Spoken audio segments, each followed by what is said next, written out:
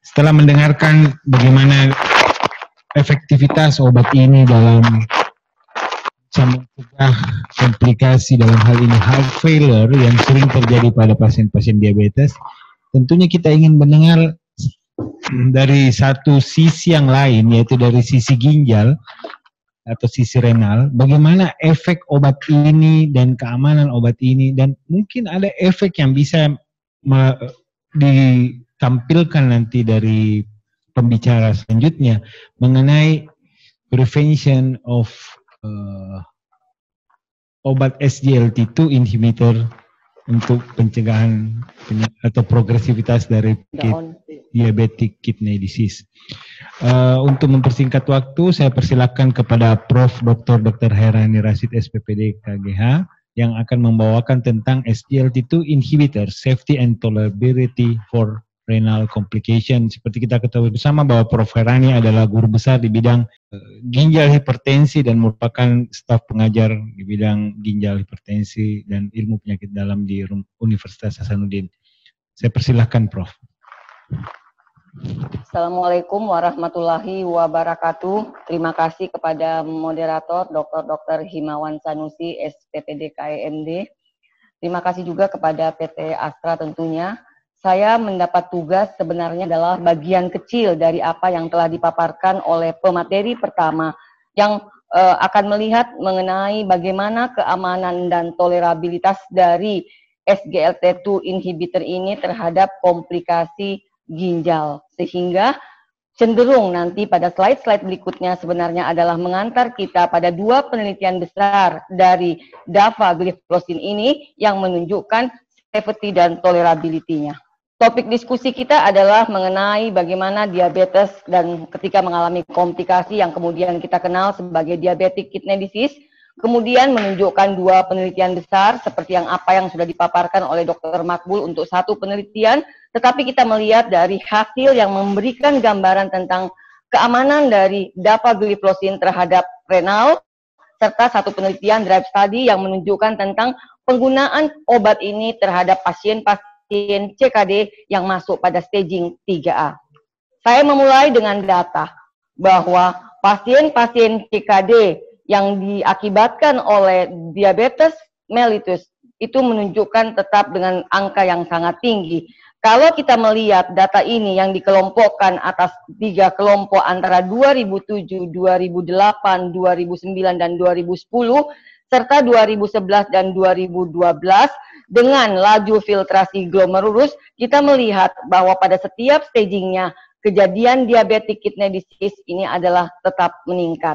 Kemudian, kalau kita melihat dari hasil meta-analisis ini, memperlihatkan bahwa pada kelompok pasien-pasien dengan diabetes, adanya penurunan dari laju filtrasi glomerulus dan perkembangan adanya albuminuria, ternyata itu dihubungkan dengan meningkatnya resiko kematian kardiovaskuler. Dan data ini sudah menunjukkan satu bukti bahwa antara diabetes dan kelompok non-diabetes itu adalah hal yang sangat berbeda. Bagaimana dengan kardiovaskuler mortality tersebut? Jadi dari hasil yang menunjukkan bahwa penurunan laju filtrasi glomerulus dan albuminuria yang menyebabkan kematian pada kardiovaskuler, maka setelah dilihat, umumnya kardiovaskuler yang dimaksud itu adalah heart failure yang menyebabkan kardiovaskuler komplikasi pada penelitian-penelitian yang melibatkan pasien-pasien dengan diabetes kidney disease. Dan itu lebih cenderung terjadi atau hasil yang kita lihat pada kardiovaskuler endpoint-nya. Dari hasil ini, dari berbagai penelitian-penelitian, mulai dari renal, IDNT, dan altitude juga memperlihatkan bahwa heart failure adalah kardiovaskuler komplikasi yang paling terbanyak di antara komplikasi-komplikasi kardiovaskuler yang lainnya. Dan akibat terjadinya heart failure tersebut akan menyebabkan terjadinya penurunan fungsi ginjal yang telah diterangkan oleh Dr. Makbul tadi. Dan kita melihat ternyata insiden atau kejadian dari heart failure itu lebih tinggi pada pasien-pasien CKD yang kita lihat dengan disertai dengan penurunan ejeksi fraksi, jadi reduction ejeksi fraksi pada kelompok yang CKD dibandingkan yang non-CKD.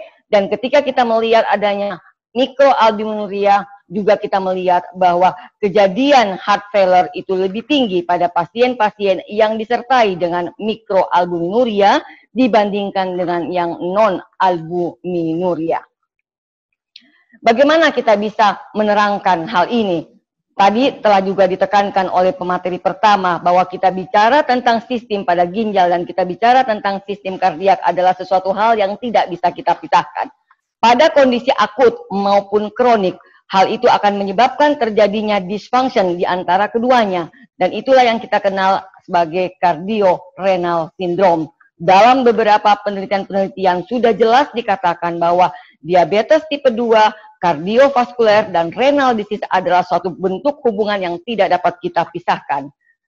Hal inilah yang kita kenal sebagai cardiorenal syndrome. Kita mengetahui bahwa dari nomenklatur yang dikeluarkan oleh Acute Dialysis Quality Initiative tahun 2019, dikatakan sebenarnya dari segi phenotype yang kita bagi atas 5 cardiorenal syndrome dengan nomenklatur melihat akut dan kronik. Kalau kita melihat dari slide sebelumnya bahwa pada kondisi akut maupun kronik dari kedua organ ini akan menghasilkan kondisi akut cardiorenal syndrome, kronik cardiorenal syndrome, akut renokardiak syndrome, kronik renokardiak syndrome, dan secondary cardiac renal syndrome oleh karena adanya kausa-kausa yang disebabkan oleh kondisi sistemik proses yang menghasilkan heart failure dan kidney failure.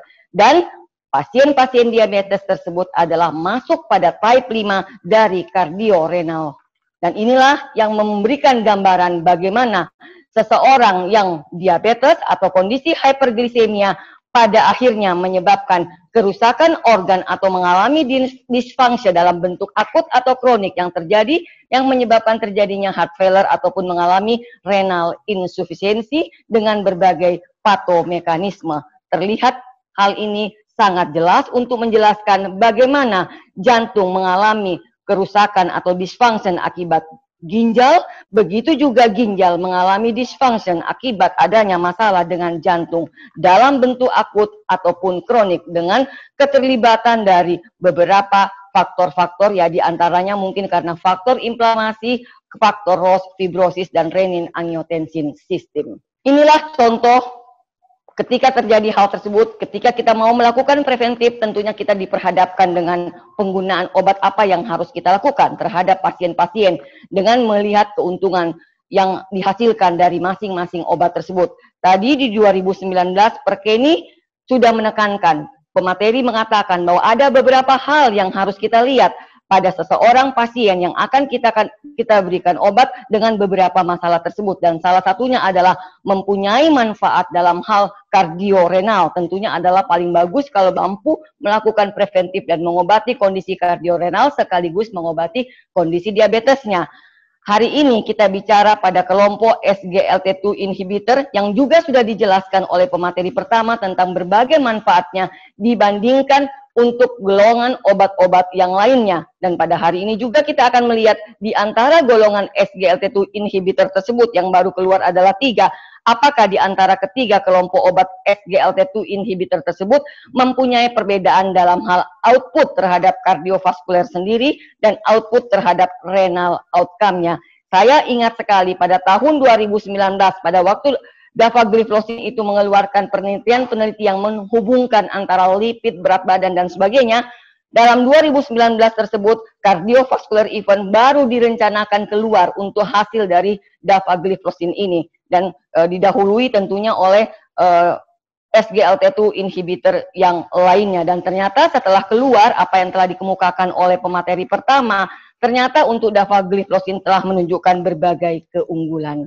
Nah, bagaimana kita menjelaskan secara umum ketiga obat tersebut memang ternyata mempunyai potensial yang direct dan downstream effect yang menghasilkan perbaikan terhadap struktur dari atau fungsi daripada ginjal, itu diterangkan dengan berbagai mekanisme dan adanya feedback dari tubuloglomerular serta adanya downstream effect yang memberikan gambaran bahwa terjadi penurunan albumin ekskresi, itu akan mengurangi pro-inflammatory pathway aktivasi. Dan itulah yang menjadi salah satu penyebab terjadinya perbaikan atau arsitektur dan fungsi daripada ginjal ketika diberikan SGLT2 inhibitor. Di lain pihak, Selain kepada renal efeknya, ternyata juga SGLT2 inhibitor juga meningkatkan parameter hemodinamik pada pasien-pasien dengan type 2 diabetes, dan itulah yang menjadi penyebab atau yang menyebabkan terjadinya proteksi terhadap kardiorenal. Ini yang akan terlihat pada gambar bahwa ketika kita memberikan SGLT2 inhibisi pada seorang pasien diabetes dengan patomekanisme yang tadi telah kita terangkan, maka outcome yang kita dapatkan adalah terjadinya penurunan kardiovaskular outcome, terjadinya penurunan heart failure, penurunan untuk lamanya hospitalisasi, dan terjadinya kestabilan pada laju filtrasi glomerulus, dan terjadinya penurunan albuminuria. Hal inilah yang menyebabkan mengapa dikatakan bahwa SGLT2 inhibition mungkin lebih superior dibandingkan obat-obat lain pada kondisi ini. Maka tugas saya adalah menampilkan penelitian besar dari dapagliflozin untuk melihat cardiovascular outcome. Jadi di antara SGLT2 inhibitor tersebut yang kita sebut tadi di pemateri pertama ada 3 macam yang CANFA, ENFA, dan DECLARE ini, maka saya mencoba memfokuskan hasil dari segi renal outcome-nya untuk pasien-pasien dari 2 penelitian ini. Saya memulai dengan penelitian yang memberikan hasil terhadap renal safety outcome untuk dapagliflozin. Sebenarnya kalau kita berbicara secara umum, maka kita melihat bahwa penelitian ini justru akan melihat terhadap efek kardiovaskuler, dan nantinya pada secondary endpoint-nya melihat renal composite dan mengevaluasi dari hasil sebagai secondary endpoint. Jadi jumlah pasien itu adalah sekitar 17.160.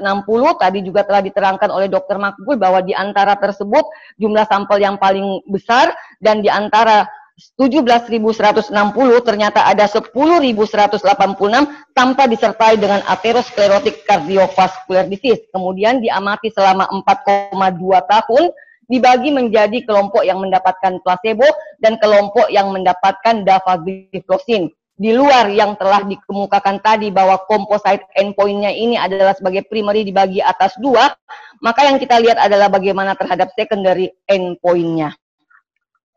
Dan dari hasil tersebut ternyata dalam preserve fungsi ginjal dibandingkan dengan EMPA dan CANFA, kita melihat bahwa penggunaan untuk dapagliflozin dalam hal ini penelitian DECLARE, kalau kita bilang yang merah itu adalah DECLARE atau dapagliflozin, kanvas itu yang hitam dan yang hijau itu adalah EMPA, maka kita lihat dari segi staging dari kategori laju filtrasi glomerulus dan kategori albuminuria, terlihat bahwa preserve dari fungsi ginjal itu lebih bagus untuk proporsi pada kelompok penelitian DECLARE ini dalam hal penggunaan tentunya dapagliflozin dibandingkan dengan SGLT2 inhibitor, EMPA, dan CANFAS. Kemudian kita lihat apakah memang ada perbedaan dalam hal sampel. Ternyata DECLARE itu adalah kelompok yang memang baseline background sifilis dalam penggunaan obat itu memang juga cukup tinggi dibandingkan yang lainnya. Kemudian ketika kita membandingkan apakah dapagliflozin ternyata bisa memperlambat progresi dari masalah ginjal pada pasien-pasien diabetes yang dengan standar baseline-nya adalah fungsi ginjal yang baik, maka juga kita memperlihatkan hasil untuk DAPA dibandingkan dengan placebo. Dan dikatakan bahwa sustain confirm laju filtrasi menurun lebih atau sampai dengan 40% dari GFR yang di bawah 60. Kemudian ketika kita melihat subgroup analysis, diperlihatkan bahwa hasil intervensi dapagliflozin itu memberikan penurunan sebesar 47% terhadap spesifik composite outcome yang dihubungkan dengan ginjal. Dan memang ternyata efek itu mungkin dicapai dengan penggunaan, ada juga pengaruh dari RAA sistem, golongan obat RAA sistem yang seperti tadi dilaporkan bahwa umumnya 40-80% pasien-pasien yang diuji cobakan ini adalah pasien-pasien yang sudah mempunyai kardiovaskuler sebelumnya.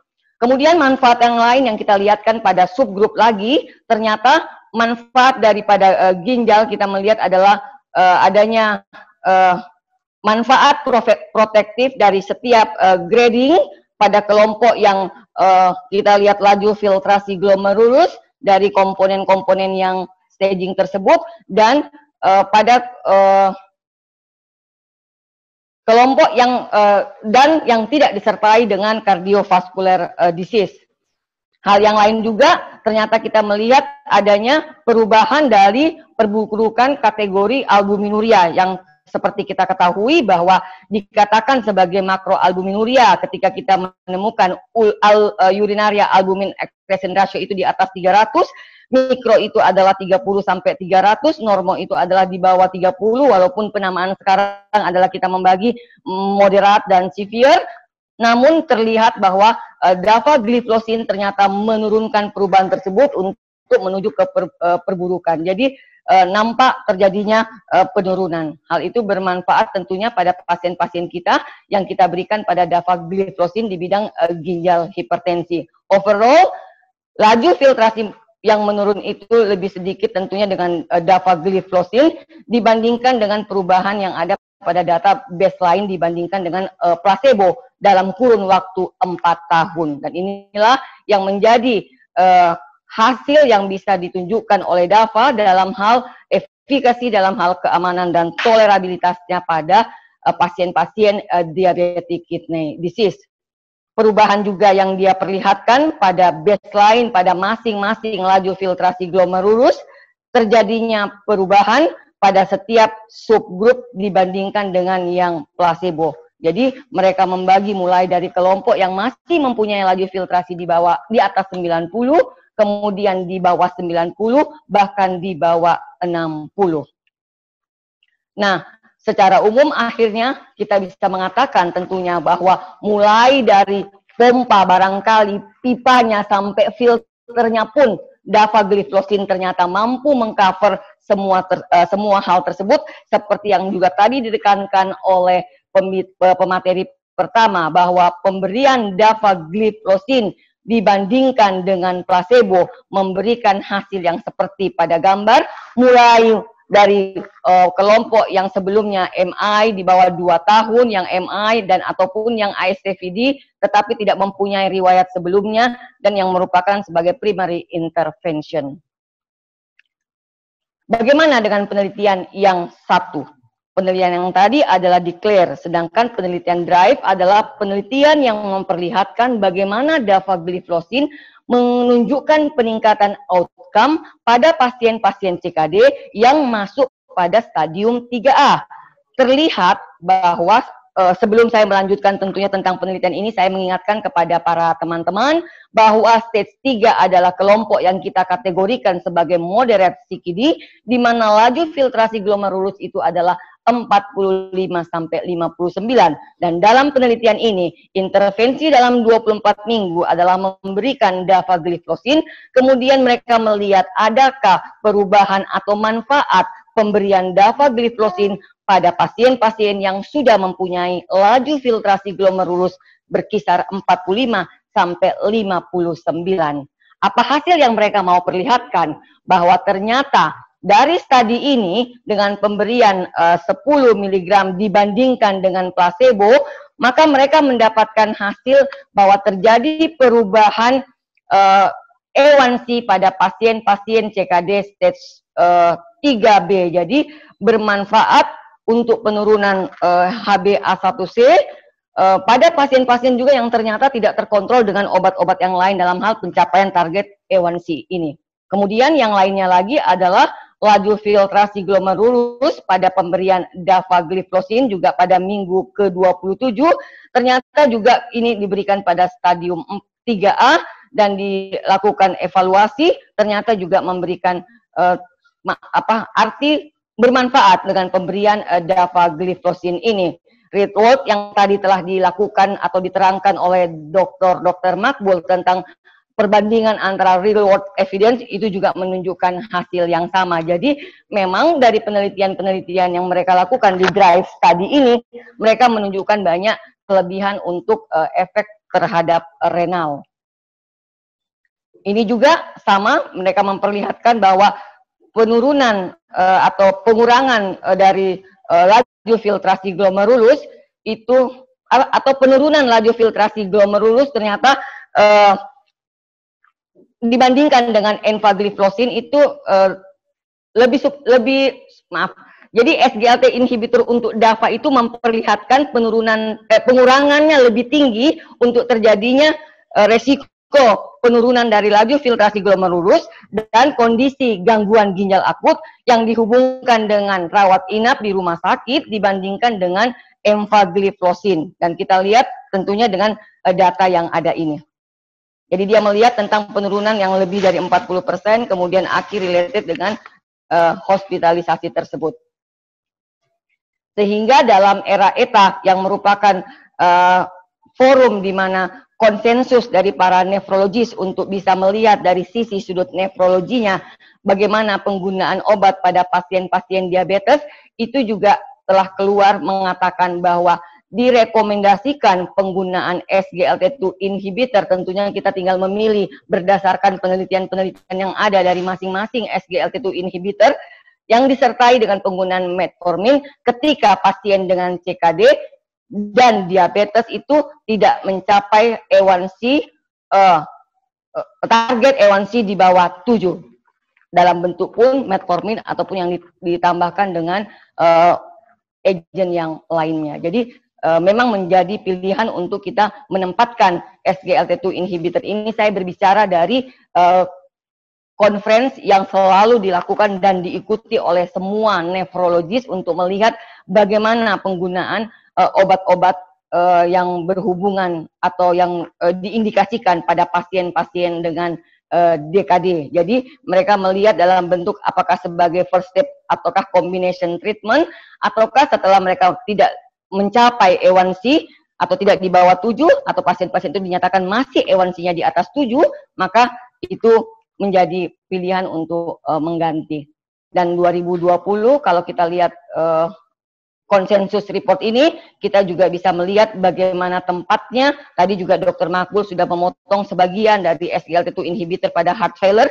Kita juga bisa melihat tempat di mana SGLT2 inhibitor. Jadi kalau kita mau melihat perbandingan antara kelompok gliflosin ini dari 3 penelitian yang ada, maka dari sudut renal protektif, renal efikasi, dan renal tolerability, penelitian-penelitian yang dihasilkan oleh dapagliflosin itu menunjukkan hasil yang dapat kita jadikan dasar untuk memilih SGLT2 inhibitor khususnya dapagliflosin pada pasien-pasien yang kita kategorikan diabetic kidney disease dan pada level berapa staging yang bisa kita indikasikan. Terima kasih. Assalamualaikum warahmatullahi wabarakatuh.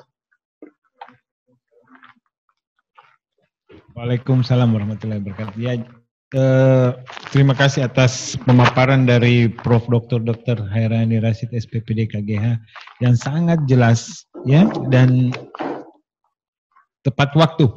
Jadi kemudian untuk berikutnya kita masuk ke babak diskusi di mana tentunya akan banyak pertanyaan yang berhubungan dengan obat yang satu ini, dalam hal ini dapagliflosin dengan nama brand yaitu Forxiga.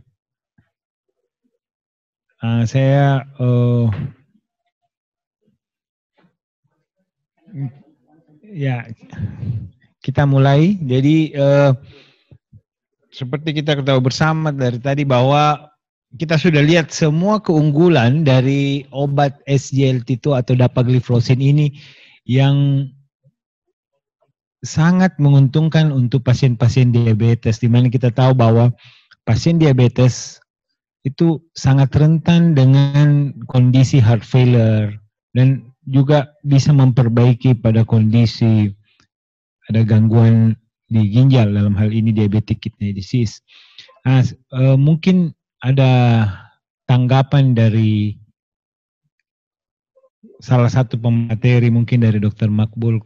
Karena ini obat yang cukup baru dipasarkan, kira-kira apa side effect dan apa yang perlu kita berikan aware untuk pasien kita yang kita berikan untuk pasien ini? Tentunya kan seperti sulfonylurea, kita kasih aware untuk hipoglikemia, metformin, kita berikan aware Jangan sampai dia sakit ulu hati. Dan bagaimana untuk obat ini dalam hal ini dapagliflozin? Saya persilakan Dr. Makbul. Yang pertama mungkin bisa dijelaskan oleh Prof. Hairani. Dulu saya menganggap, dan itu ada beberapa kepustakaan guideline juga mengatakan bahwa obat ini tidak efektif lagi kalau laju filtrasi glomerulus di bawah 45. Ya, itu jadi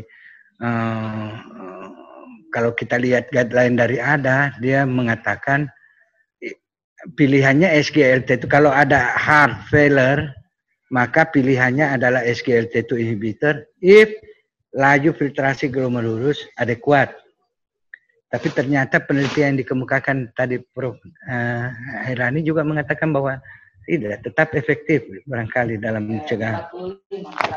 Ya, jadi itu saja yang jadi pada mereka yang step 3 ke atas barangkali 3A itu sudah mulai kita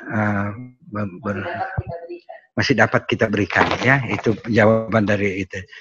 Yang kedua dikatakan bahwa SGLT itu karena menyebabkan glukosuria, maka risiko untuk terjadinya infeksi saluran kemih lebih tinggi dibanding dengan tidak. Tapi kan untuk orang Indonesia, kita tahu bahwa kalau orang Indonesia itu belum selesai buang air kecilnya kalau tidak cebok pakai air. Iya. Resikonya tentu lebih rendah dibanding dengan orang-orang Eropa yang hanya menggunakan tisu, Dok, ya? Iya. Hanya menggunakan tisu. Jadi kalau yang lain-lain tadi saya sudah kemukakan, bayangkan itu dari 17.000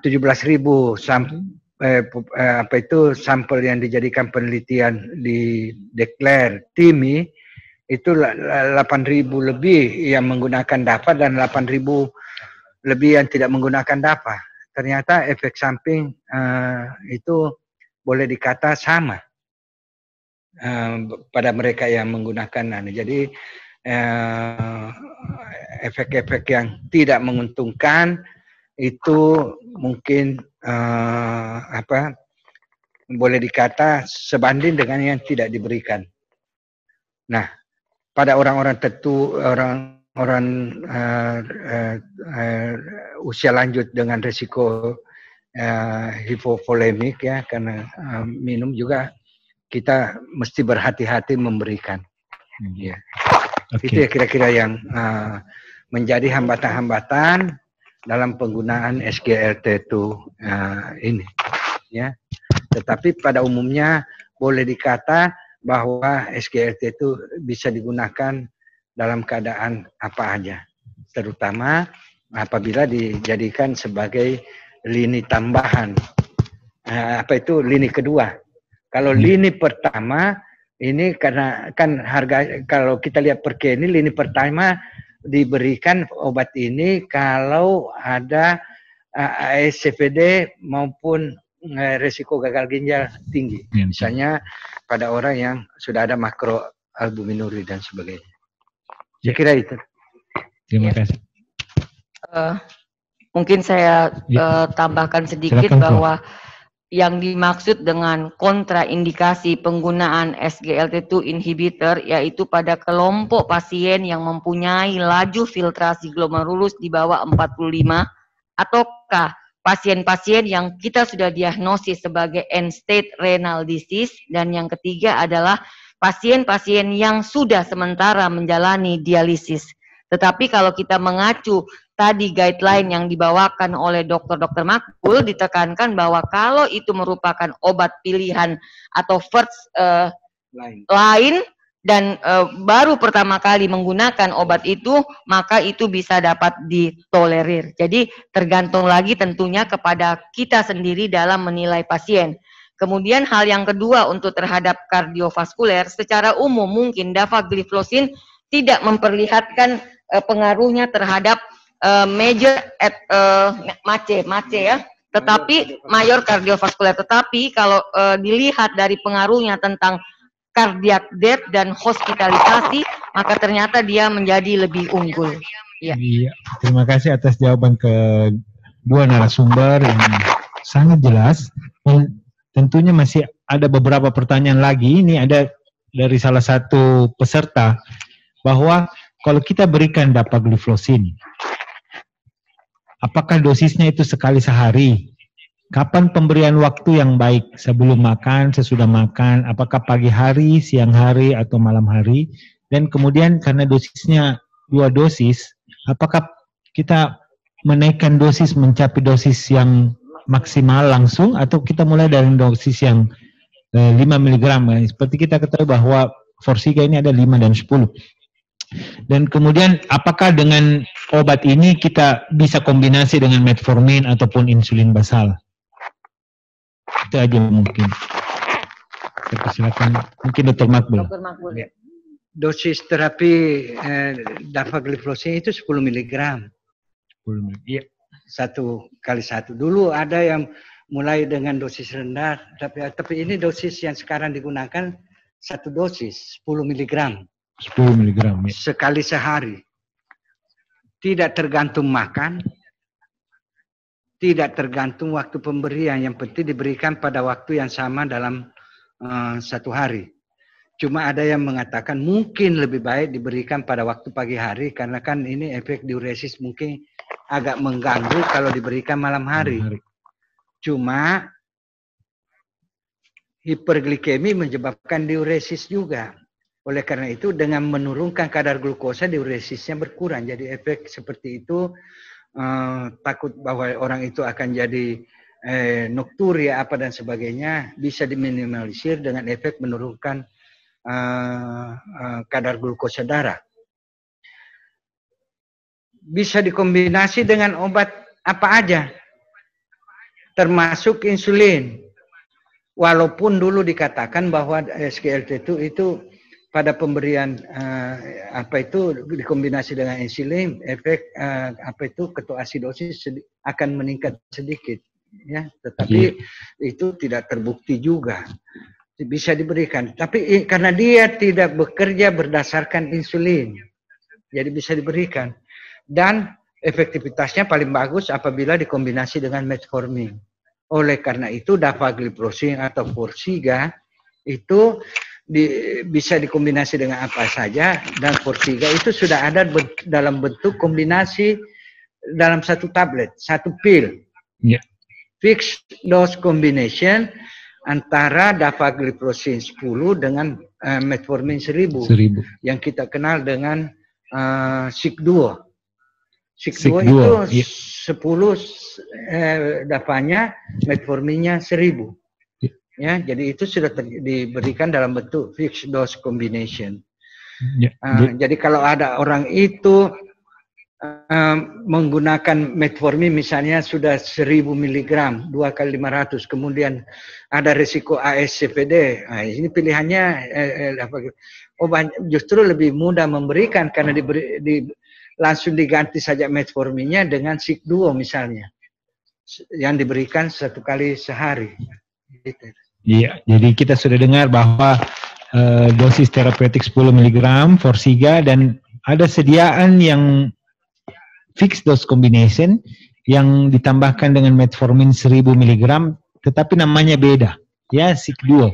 Ya, jadi yang perlu di highlight bahwa ada yang terpisah, yang ada yang kombinasi.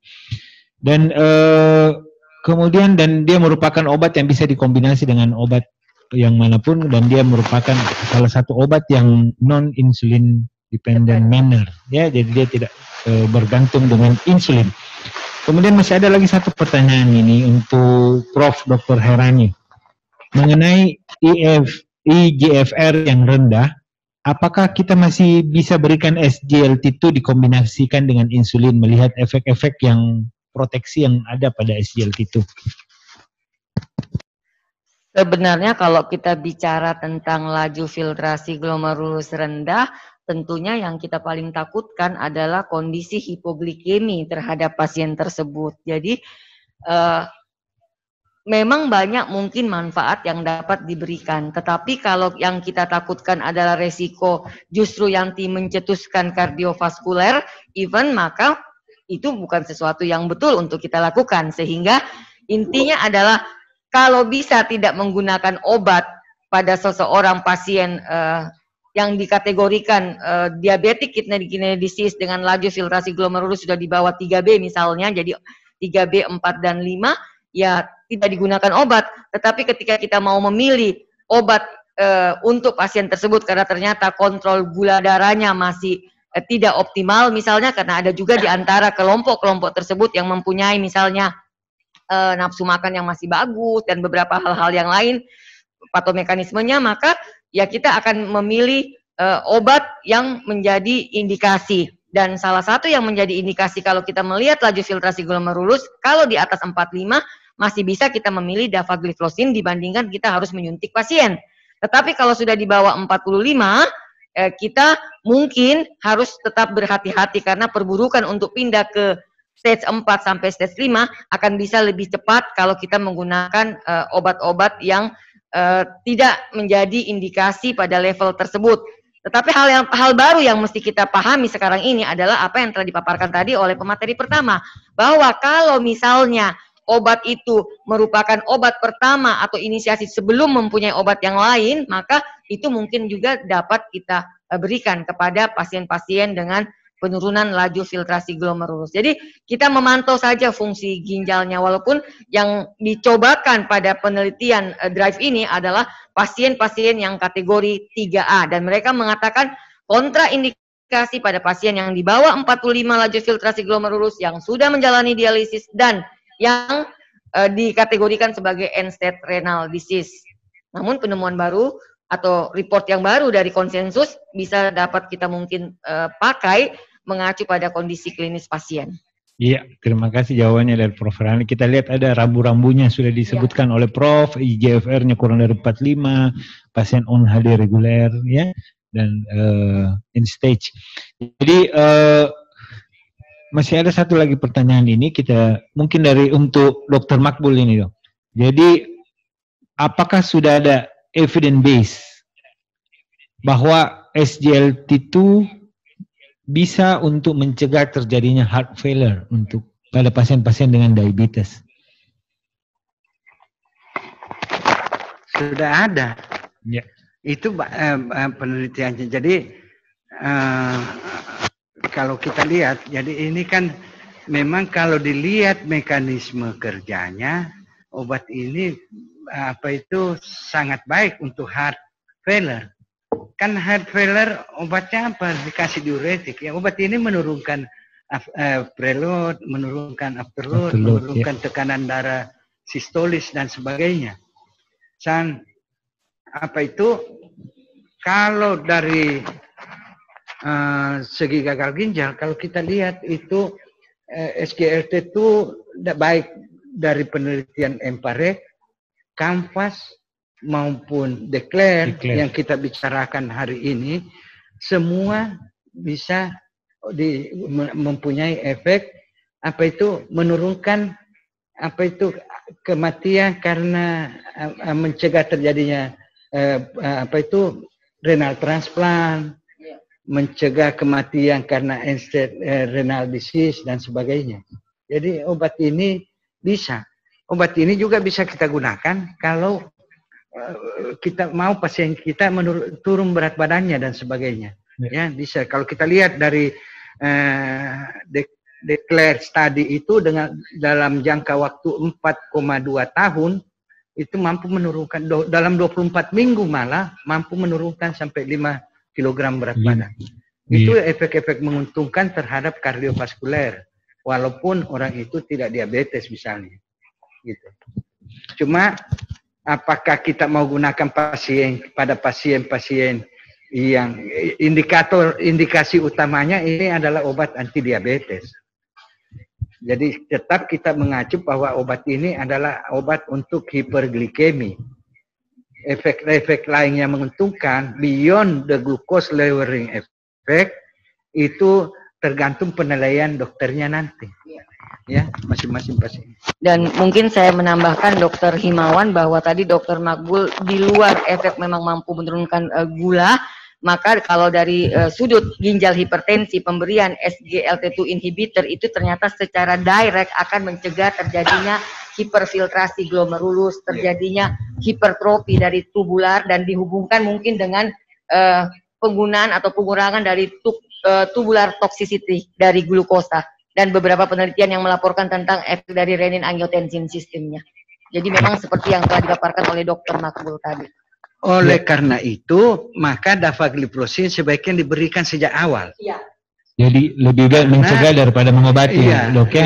The earlier, the better. Jadi kalau saya menawarkan pasien saya, walaupun misalnya dia asuransinya tidak menanggung, saya menawarkan.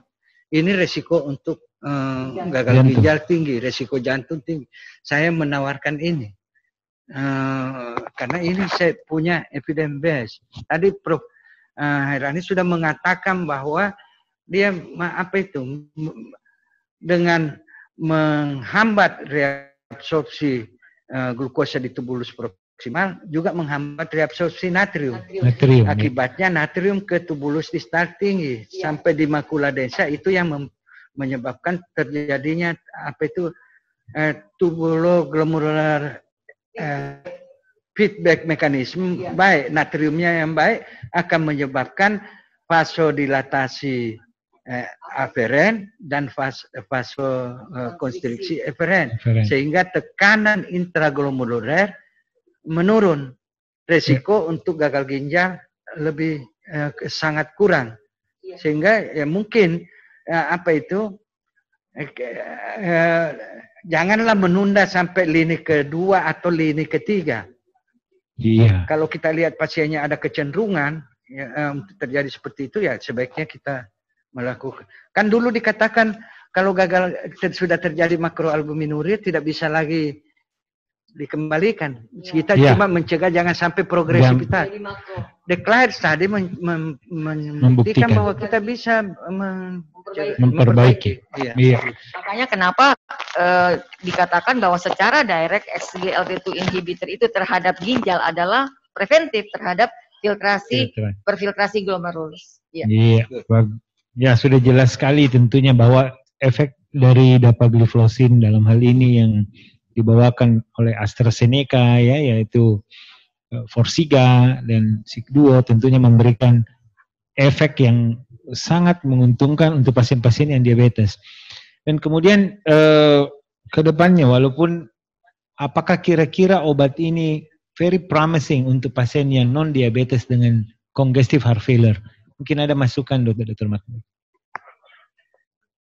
Melihat karena ini kelas untuk sementara dia untuk anti diabetes. Webinar ini saya lihat hadir Bapak Dr. Pendrik Tendean dan ada juga Dr. Almudai, SPPD, SPJP, itu mungkin bisa mengoreksi kalau kita salah, tetapi menurut saya ini untuk prevention of heart failure.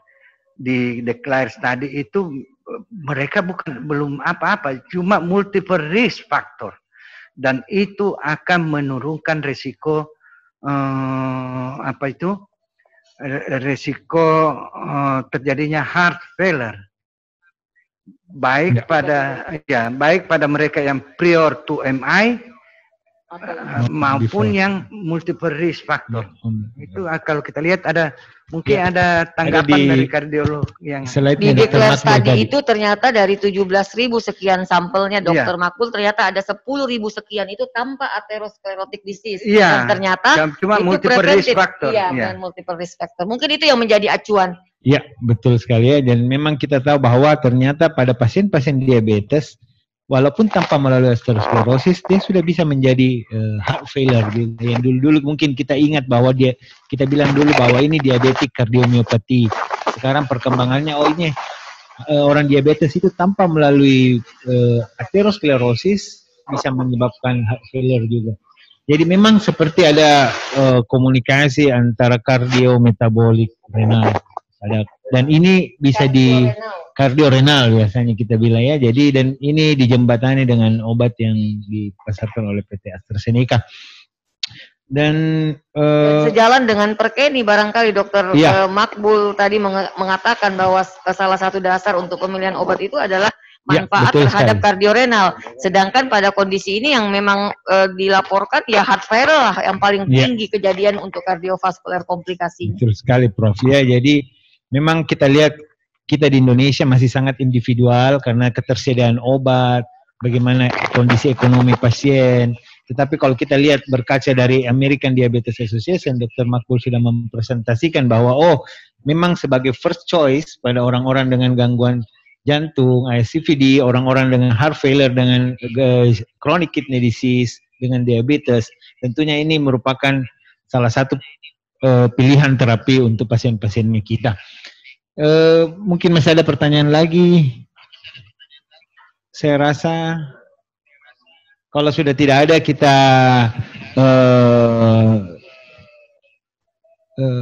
kita dapat ambil kesimpulan bahwa obat ini adalah obat yang sangat promising untuk pasien-pasien diabetes, dan dia bisa diberikan begitu orang kita tahu menderita diabetes, dan kita memberikan edukasi bahwa diabetes itu akan berkelanjutan untuk menjadi heart failure dan akan berlanjutan untuk menjadi chronic kidney disease.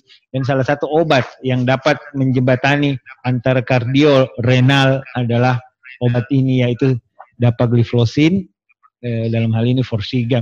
Dan tentunya kita sudah lihat mengenai bagaimana cara penggunaan, yaitu dalam bentuk sediaan Forxiga 10 mg, pemberiannya berapa kali, once daily, dengan waktu yang continue, misalnya pagi hari sebaiknya untuk mencegah terjadinya diuresis pada malam hari. Kalau kita berikan pada malam hari, hati-hati terhadap dehidrasi, dan obat ini memberikan efek yaitu infeksi saluran kencing, infeksi saluran kemih yang bisa kita prevent dengan cara melakukan pembasuhan setelah berkemih.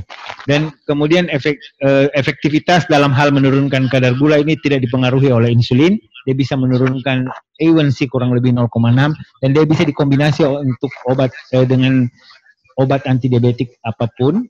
Yang penting mencapai target glisemi yang kita inginkan bersama. Jadi sebagai kesimpulan, kita lihat bahwa SGLT2 dalam hal ini dapagliflozin sangat menjanjikan untuk pasien-pasien diabetes, khususnya dalam mencegah komplikasi heart failure dan mencegah dan menghambat progresivitas dari penyakit ginjal kronik, dalam hal ini diabetic kidney disease.